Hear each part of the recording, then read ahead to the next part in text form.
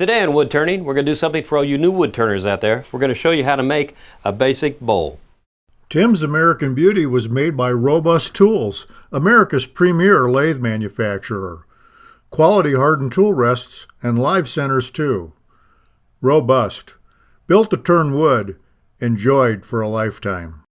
Thompson Lathe Tools. Welcome to a new level of professional wood turning tools. Made by a wood turner for wood turners.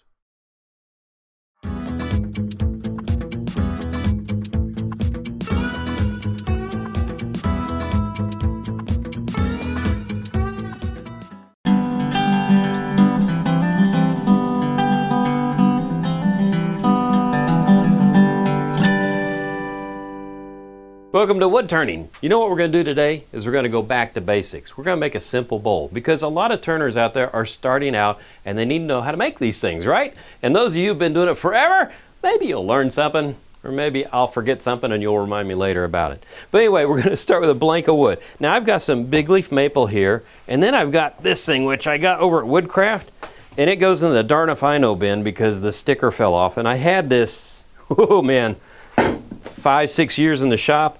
I'm hoping that it's pretty dry because we're going to turn this today. So I want to find the dead center first. Let's turn over the writing so I don't see that. How's that? Yeah, there's dead center.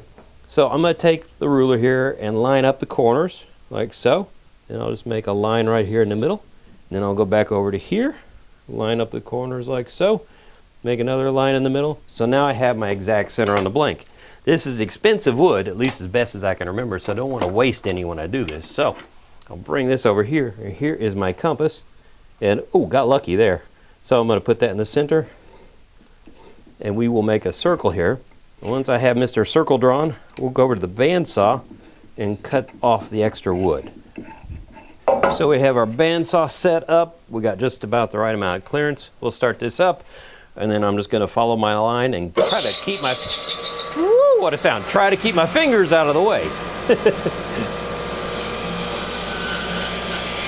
This is some dense wood.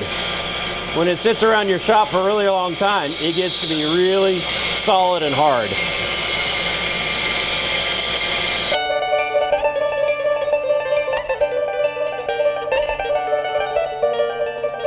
So we have to attach this to the lathe, so we're going to use a worm screw, and we're going to drill a hole for that. Get set up just where I want it, make sure it's good and in the center. There we go. And we'll just make this about 1.5 inches deep. This is going to be the top of the bowl, so we're not worried about making a hole in this. So we've got the worm screw mounted in the chuck now.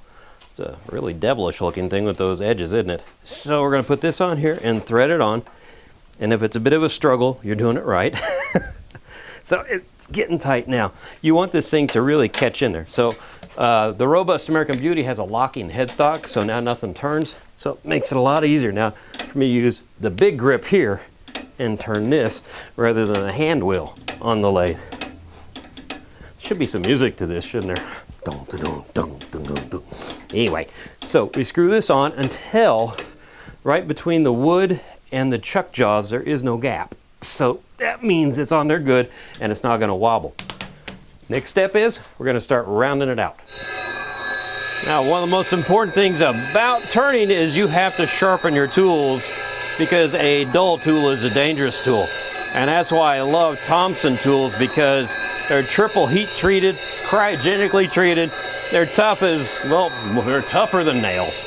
And they hold an edge like crazy. So once I put this on here, I should be able to turn this entire project with just this one pass on my tool.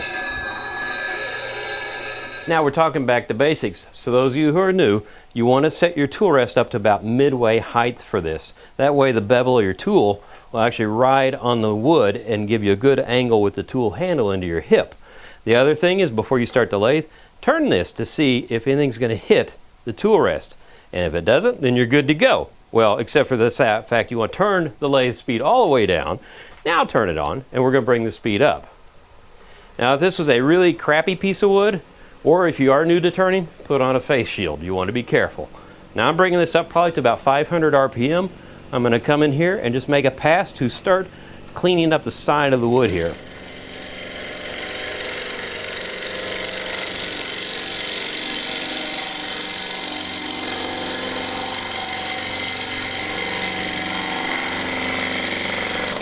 felt pretty good. I'm going to do one more pass just to be safe.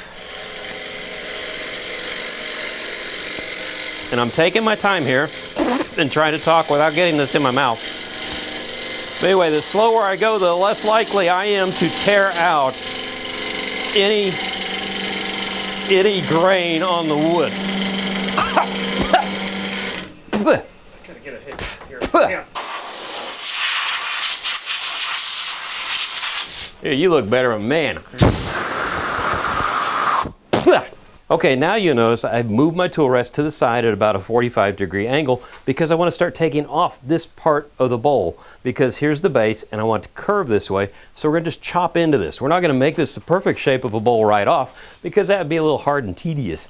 We're going to go at this in an efficient manner. Pay good money for those things. Okay, here we go. Now we're going to lead it in. If you have the tool turned like this, it's basically off and it wants to scrape. You turn it up like this, it's going to cut like a demon, and you don't want to do that. So I want to come in here kind of about this angle and see how the cut goes. You can always adjust the tool up or down as you go to get the cleanest cut. Boy, that stuff that tastes terrible.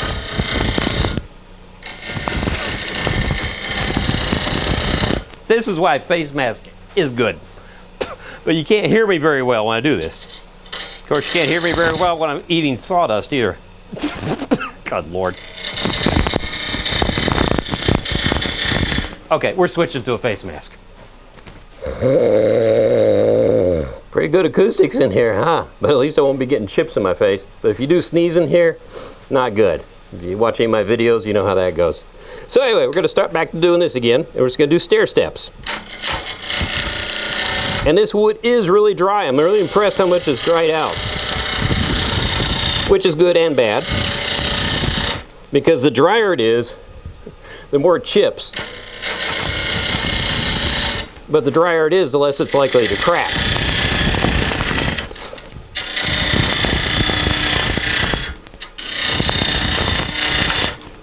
Woo.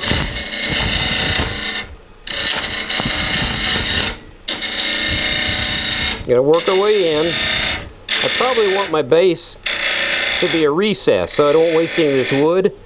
So about there is how wide my base is gonna be right now. We'll come back here again, do a little bit of full cut. And I'll just start shaping my shape. Shaping my shape, yeah. That's intelligent. So we'll just keep pulling like so. And you can push and you can pull with these tools. And when you learn when to use them and when not to, that's a good thing. Now the one thing we're into right now is maximum overhang. You can see I've got about 1.5 inches between my tool rest and the wood. So we're going to stop this. Whee! And we're going to move the tool rest a little bit.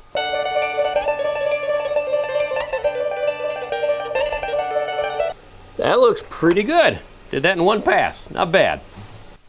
Okay, I've moved my controller over here because if anything goes wrong, you want to be close to this so you can turn your lathe off. I actually have an emergency foot pedal down by my foot too, which is handy. But I need this next to me so I can start this up.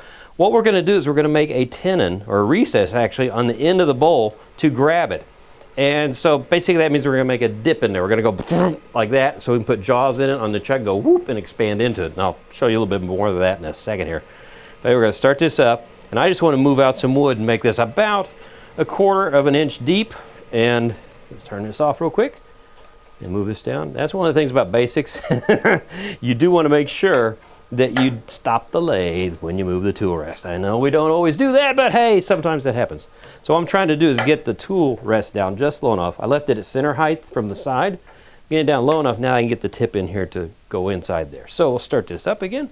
So now I have my angle for my cut. So I'm just going to come in. Now the wood is actually spinning fewer feet per second in the middle, so your cut is going to take a little bit longer. So you take your time and go slow. You don't want to push too hard. On the outside of the bowl, it's moving a whole lot of feet per second, so that's why things cut away faster. So come in here like so.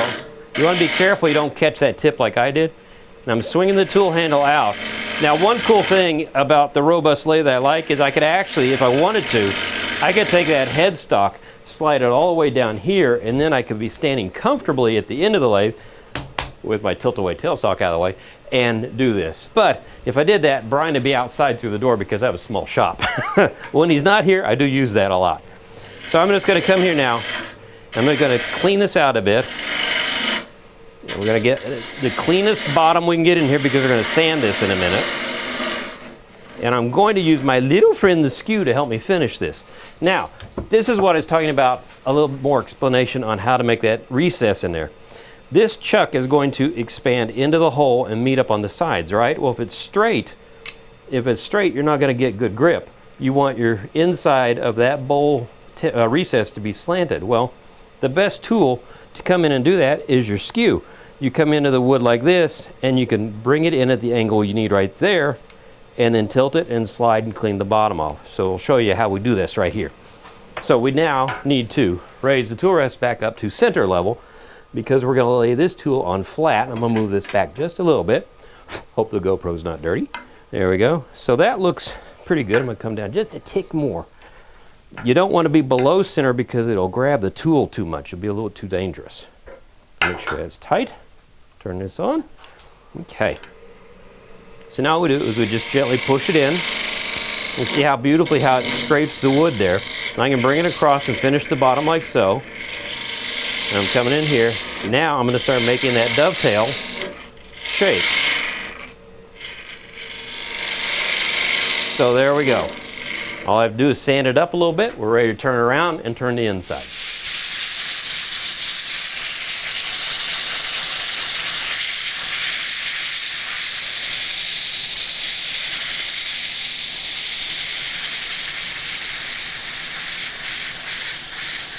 Okay, now that we're sanded, you're just going to unscrew this off the lathe. It's really easy because it's a worm screw and it just and it comes off.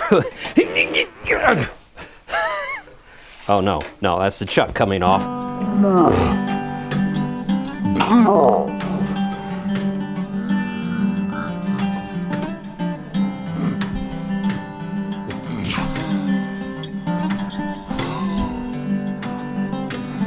Okay, since we're going back to basics, you could drill a slightly larger hole and the blank would come off a little easier.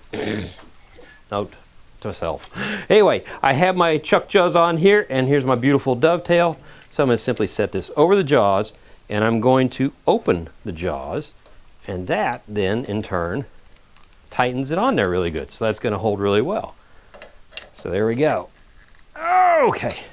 Now I'm going to have to adjust one thing here because we are touching. So I don't want anything jiggling through here, so I'll just move our light off here. We don't need that. And we'll bring this up. I have my tool rest set at the right height, so I can come in at this angle and start cutting. And this is wash, rinse, and repeat. So I'll show you the technique, and then we'll just move things on along a little bit quicker so we don't waste your time and bore you. So here we go. I'm going to bring my speed over here, turn this on. That looks good. Light cuts, and I'm just simply going to make what do you call it, troughs almost. I'm just going to walk my way back and do this. And so all I'm doing is taking off a layer of wood at a time. And by doing these steps, it gives me a great place to start my tool on the next cut. I'm going to leave this wall probably about ½ inch. Looks nice for this shape. So I'll come in here again. Slower foot per second so it's not as quick a cut. And you can see now I'm using these little ridges to keep the tool from skating backwards. I'll leave a new ridge there. So it's pretty slick how it works. So I'm just going to go ahead and work my way all the way down until we get this smoothed out. And then we will try to finish up the bowl.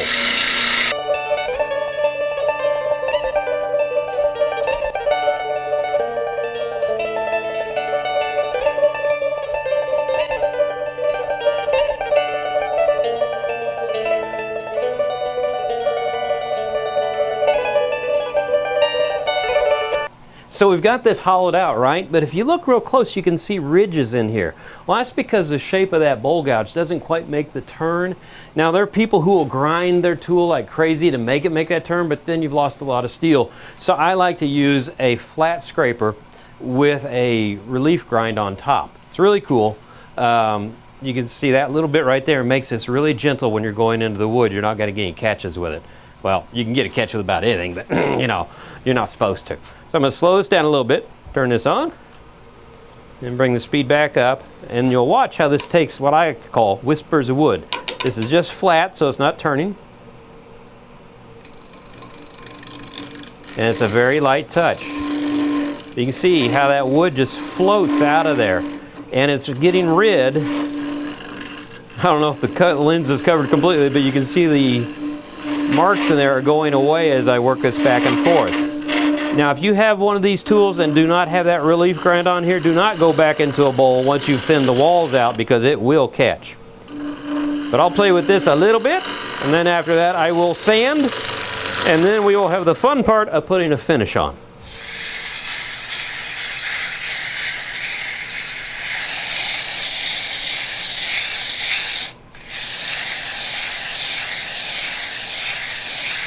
Okay, now let's inspect our bolt.